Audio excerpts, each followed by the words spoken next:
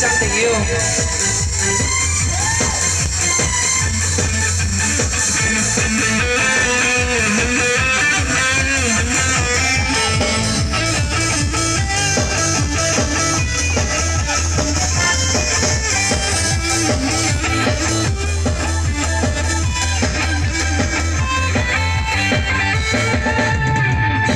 Mình trên phố năm xưa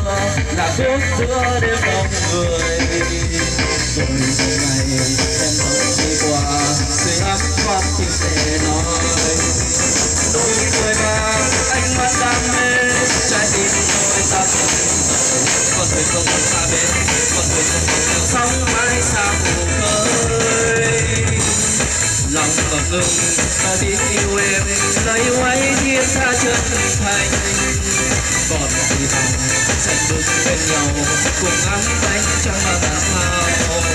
cuộc tình ngọt ngào em đã trao anh làm trái tim anh đổi thay niềm anh cùng em đã có anh khi anh ngỡ ngàng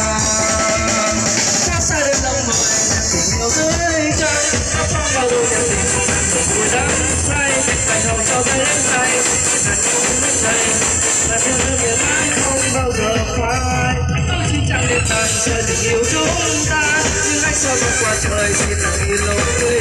thì thầm anh nói với em một lời em có biết được trái tim anh yêu mình em.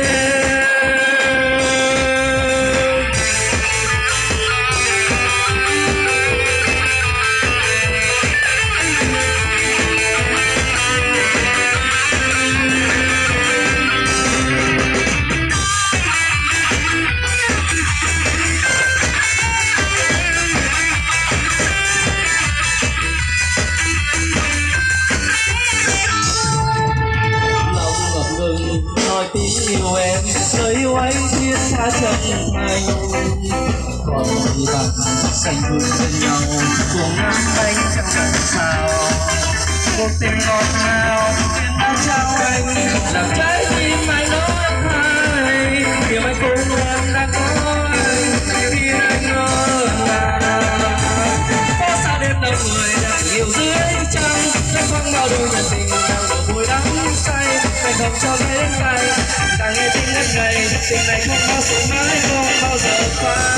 ước chỉ chẳng liên tan thôi tình yêu chúng ta nhưng anh sao vẫn qua trời xin đừng nghĩ lung linh thầm anh nói với em một lời em có biết được trái tim anh yêu mình em có xa đêm đông người đem tình yêu dưới trăng nó quăng vào đôi nhận tình đang đổ vui đắm say không cho đến tay dù rằng nghe tiếng ngất ngây tình này không mãi không bao giờ phai ước chỉ chẳng nên tàn thôi tình yêu chúng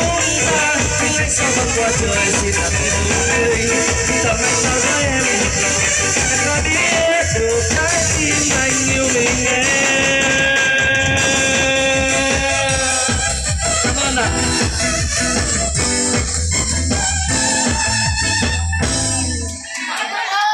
Vâng, chúng ta